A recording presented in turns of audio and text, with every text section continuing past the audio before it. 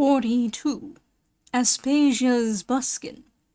I was sitting near my fire after dinner, enveloped in my habit de voyage, and freely abandoning myself to its influence. The hour for starting was, I knew, drawing nigh. But the fumes generated by digestion rose to my brain, and so obstructed the channels along which thoughts glide on their way from the senses, that all communication between them was intercepted.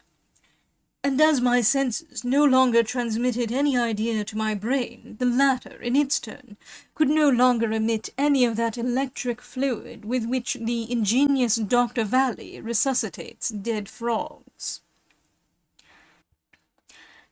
After reading this preamble, you will easily understand why my head fell on my chest, and why the muscles of the thumb and forefinger of my right hand, being no longer excited by the electric fluid, became so relaxed that the volume of the works of the Marquis Caraccioli, which I was holding tightly between these two fingers, imperceptibly eluded my grasp and fell upon the hearth.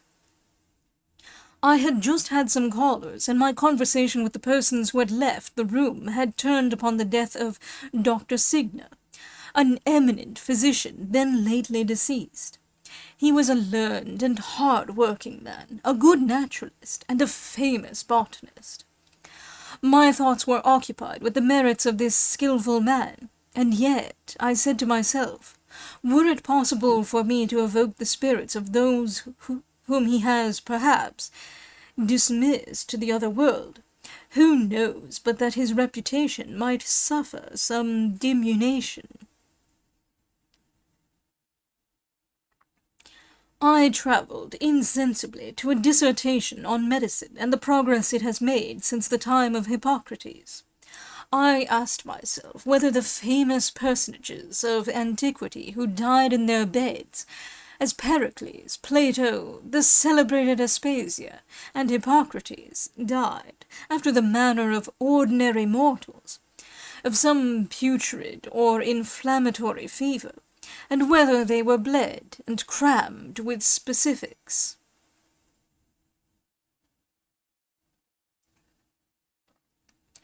To say why these four personages came into my mind rather than any others is out of my power, for who can give reasons for what he dreams? All that I can say is that my soul summoned the Doctor of Kos, the Doctor of Turin, and the famous statesman who did such great things, and committed such grave faults. But as to his graceful friend, I humbly own that it was the other who beckoned her to come. Still, however, when I think of the interview, I am tempted to feel some little pride, for it is evident that in this dream the balance in favour of reason was as 4-1. Pretty fair, this, methinks, for a lieutenant. However this may be, whilst giving myself up to the reflections I have described, my eyes closed, and I fell fast asleep. But upon shutting my eyes, the image of the personages of whom I had been thinking remained painted upon that delicate canvas we call memory, and these images, mingling in my brain with the idea of the evocation of the dead, it was not long before I saw advancing in procession Hippocrates, Plato, Pericles, Aspasia, and Dr. Signa in his bob wig. I saw them all seat themselves in chairs ranged around the fire. Pericles alone remained standing to read the newspapers.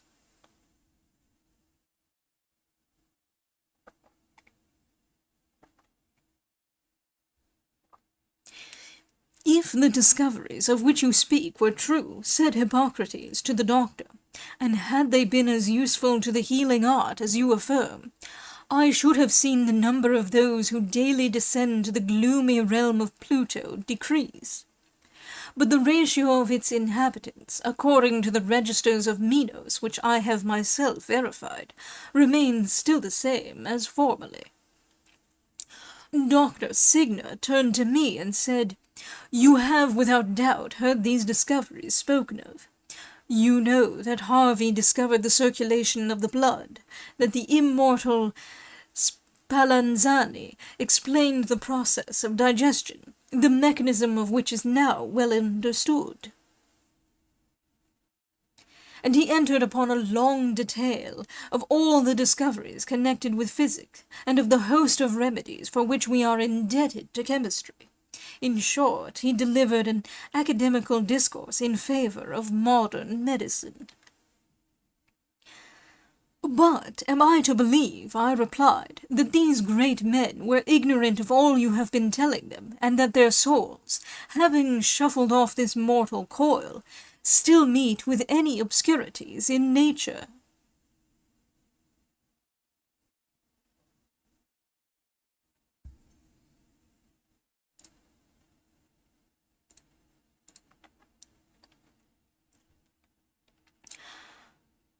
Ah, how great is your error! Exclaimed the proto-physician of the Peloponnesus. The mysteries of nature are as closely hidden from the dead as from the living.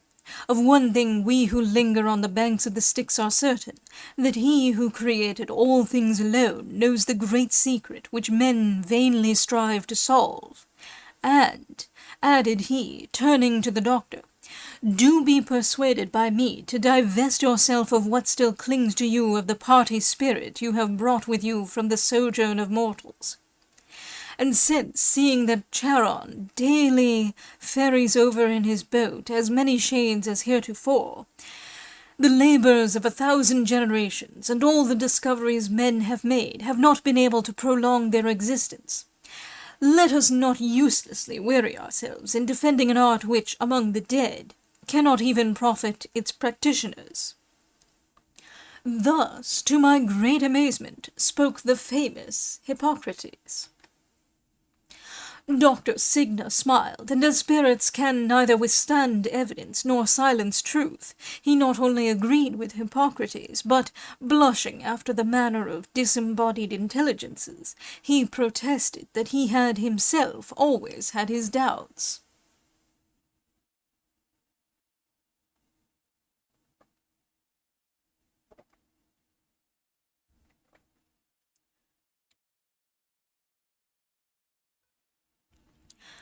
Pericles, who had drawn near the window, heaved a deep sigh, the cause of which I divined. He was reading a number of the Moniteur, which announced the decadence of the arts and sciences.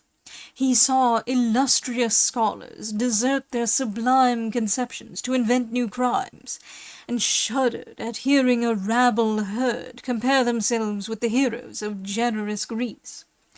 And this, forsooth, because they put to death, without shame or remorse, venerable old men, women, and children, and coolly perpetrated the blackest and most useless crimes. Plato, who had listened to our conversation without joining in it, and seeing it brought to a sudden and unexpected close, thus spoke. I can readily understand that the discoveries great men have made in the various branches of natural science do not forward the art of medicine, which can never change the course of nature, except at the cost of life. But this will certainly not be so with the researches that have been made in the study of politics. Locke's inquiries into the nature of the human understanding, the invention of printing, the accumulated observations drawn from history, the number of excellent books which have spread sound information even among the lower orders. So many wonders must have contributed to make men better, and the happy republic I conceived, which the age in which I lived caused me to regard as an impracticable dream, no doubt now exists upon the earth? And this question the honest doctor cast down his eyes, and only answered by tears. In wiping them with his pocket-handkerchief, he involuntarily moved his wig on one side, so that a part of his face was hidden by it. "Ye gods!" exclaimed Aspasia with a scream. "How strange a sight! And is it a discovery of one of your great men that has led you to the idea of turning another man's skull into a headdress?" Aspasia, from whom our philosophical dissertations had elicited nothing but gapes, had taken up a magazine of fashions which lay on the chimney-piece, the leaves of which she had been turning over for some time when the doctor's wig made her utter this exclamation. Finding the narrow, rickety seat upon which she was sitting uncomfortable, she had, without the least ceremony, placed her two bare legs, which were adorned with bandelettes, on the straw-bottomed chair between her and me, and rested her elbow upon the broad shoulders of Plato.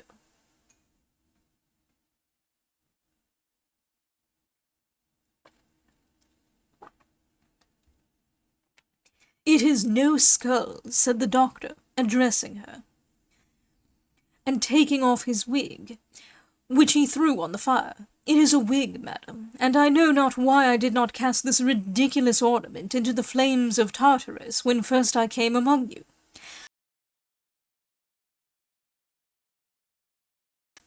But absurdities and prejudices adhere so closely to our miserable nature that they even follow us sometimes beyond the grave. I took singular pleasure in seeing the doctor thus abjure his physic and his wig at the same moment. "I assure you," said Aspasia, "that most of the headdresses represented in the pages I have been turning over deserve the same fate as yours. So very extravagant are they." The fair Athenian amused herself vastly in looking over the engravings, and was very reasonably surprised by the variety and oddity of modern contrivances. One figure especially struck her. It was that of a young lady with a really elegant headdress, which Aspasia only thought somewhat too high. But the piece of gauze that covered the neck was so very full you could scarcely see half her face. Aspasia, not knowing that these extraordinary developments were produced by starch, could not help showing a surprise which would have been redoubled, but inversely, had the gauze been transparent.